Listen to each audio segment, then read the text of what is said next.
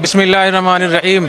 کراچی سے علماء کے ایک بہت موقر وفد یہاں ہماری حاضری ہوئی ہے تاکہ ہم اپنی افواج کو سپورٹ کریں، اور ان موجودہ حالات میں ہمارے لیے اس سے بہتر کوئی عبادت نہیں ہے کہ ہم اپنی فوج کے ساتھ کھڑے ہوں اور اپنے جوانوں کی سپورٹ کریں، ان کی مدد کریں۔ میں اس موقع پہ 3 باتیں کرنا چاہتا ہوں۔ پہلی بات یہ کہ پہلگام کا جو واقعہ ہوا یہ ہمارے دین میں، ہمارے آئین میں اس کی کوئی گنجائش نہیں، شرعاً جائز نہیں تھا، یہ حرام تھا، ظلم تھا، اور کوئی بھی مسلمان اس کی حمایت نہیں کر سکتا۔ کسی بھی بے گناہ کو مارنا ہمارے دین میں بالکل اس کی اجازت نہیں ہے۔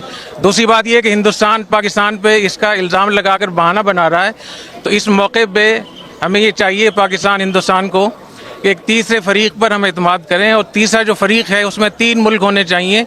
ایک ہندوستان کا ایک دوست ملک ہو جو ان کے نزدیک قابل اعتماد ہو، ایک پاکستان کا دوست ملک ہو، اور تیسرا مشترکہ دوست ہو۔ تو یہ تینوں ملک اس بات کی تحقیق کریں، اس سے پہلے کسی پر الزام لگانا درست نہیں ہے۔ تیسری بات یہ ہے کہ جس طریقے سے مودی حکومت کی طرف سے پاکستان پہ جارحیت کی بات ہو رہی ہے اور مختلف قسم کے الزامات لگائے جا رہے ہیں، اس موقع پہ ہم ان سے بھی کہنا چاہتے ہیں کہ آپ آرام سے رہیں اور پاکستان کو نہ چھیڑیں۔ اور مجھے ایسے معلوم ہوتا ہے جیسے حدیث شریف میں جو غزوہ ہند کی بشارت ہے اس کے اسباب خود مودی حکومت اس کے لیے انتظامات کر رہی ہے۔ نبی کریم صلی اللہ علیہ وسلم نے ارشاد فرمایا کہ 2 جماعتیں جنت میں جائیں گی، جہنم سے محفوظ ہوں گی۔ ایک وہ جماعت جو ہندوستان سے جہاد کرے گی، اور ایک وہ جماعت جو عیسیٰ علیہ السلام کے ساتھ ہوگی۔ اور حضرت ابو ہریرہ رضی اللہ تعالیٰ عنہ نے فرمایا کہ وعدنا رسول اللہ صلی اللہ علیہ وسلم غزوۃ الہند، حضور اکرم صلی اللہ علیہ وسلم نے ہم سے غزوہ ہند کا وعدہ فرمایا تھا، اگر مجھے غزوہ ہند کا موقع مل گیا تو میں اپنی جان بھی قربان کروں گا، مال بھی قربان کروں گا۔ اگر میں شہید ہو گیا تو میں افضل الشہداء ہوں گا، اور اگر میں واپس آ گیا تو میں جہنم سے آزاد ہوں گا۔ تو میں یہ سمجھتا ہوں کہ ہمیں مودی کا اس حوالے سے شکریہ ادا کرنا چاہیے کہ ہمیں وہ غزوہ ہند کے لیے تیار بھی کر رہا ہے۔ اور میرا یہ خیال ہے کہ جو ہمارے چیلنجز تھے، آپس کے اختلافات تھے، حکومت کے، اپوزیشن کے، فوج کے بارے میں بہت ساری آراء تھیں، تو مودی کی اس جارحیت کی وجہ سے ہمارا پورا ملک اکٹھا ہو گیا ہے۔ ہم اپنی فوج کے ساتھ ہیں اور ہمارے اندرونی بیرونی مسائل سارے اس وجہ سے حل ہو رہے ہیں۔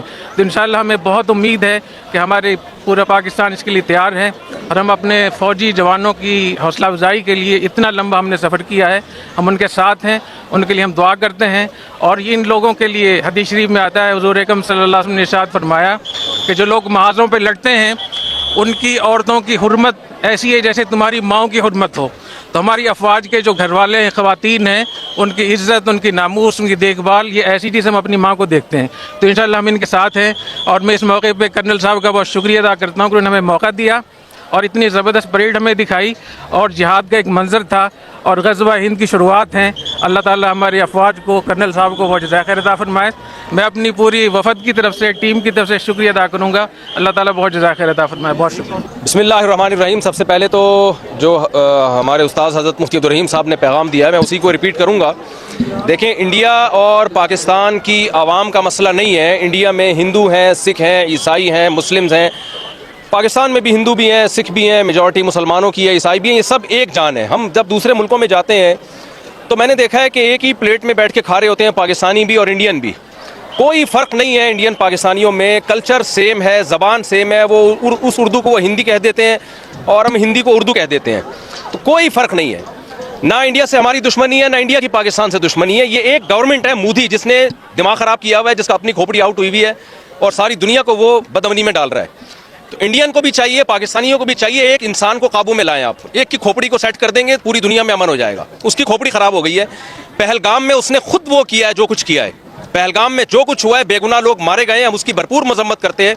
اسلام تو میدان جنگ میں بوڑھوں اور بچوں کو قتل کرنے کی اجازت نہیں دیتا، وہ سیاحوں کو قتل کرنے کی کہاں سے اجازت دے گا؟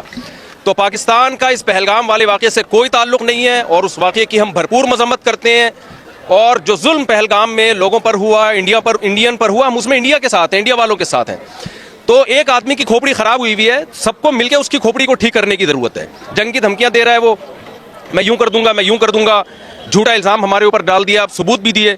بھائی اگر آپ کا خیال ہے کہ پاکستان نے یہ کام کیا ہے تو آپ ایک تیسرے ملک کو ثالث بنائیں۔ جب بھی 2 میں جھگڑا ہوتا ہے، تیسرا ثالثی کا کردار ادا کرتا ہے۔ پاکستان ثبوت پیش کرنے کے لیے تیار ہے۔ تو پہلا تو میں یہ پیغام دوں گا کہ مسئلہ انڈیا پاکستان کا یا وہاں کی عوام کا نہیں ہے، مسئلہ ایک مودی حکومت کا ہے جس کا دماغ خراب ہو گیا ہے۔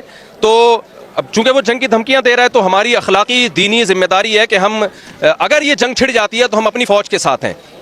میں کراچی سے سفر کر کے آیا ہوں اور صرف بڑا مقصد ہمارا یہی تھا کہ جو ہے ہم جائیں واگا بارڈر پہ اور وہاں جا کے ہم دنیا کو یہ پیغام دیں کہ ہم سب الحمدللہ اس موقع پہ تمام سیاسی اختلافات بھلا کے اگر جنگ چھڑ جاتی ہے تو ہم فوج کے ساتھ ہیں. اور ہمارے نبی صلی اللہ علیہ وسلم کی یہ تعلیمات ہیں, صحیح حدیث ہے, لا تتمنوا لقاء العدو فاذا لقيتم فاصبروا واعلموا ان الجنة تحت ظلال السيوف. نبی صلی اللہ علیہ وسلم نے فرمایا دشمن سے لڑائی کی کبھی تمنا مت کرو, لیکن اگر جنگ چھڑ جاتی ہے تو یقین کر لو کہ اللہ نے جنت تلواروں کے سائے میں رکھی ہے. تو بھائی مسلمانوں کو تو جنت میں جانے کا میرا خیال ہے ویسے ہی بہت شوق ہے, تو یہ تو شارٹ کٹ راستہ ہوگا ہمارے لیے. الجہاد مختصر طریق الجنہ, نبی صلی اللہ علیہ وسلم نے فرمایا جہاد جنت میں جانے کا مختصر ترین شارٹ کٹ راستہ ہے. تو ہم جنگ کی تمنا نہیں رکھتے, لیکن اگر مودی کو شوق ہے لڑنے کا تو آزما لے, تو انشاءاللہ ہم پورا ملک ہمارا فوج کے ساتھ ہے اور منہ توڑ جواب دیں گے انشاءاللہ. جزاک اللہ.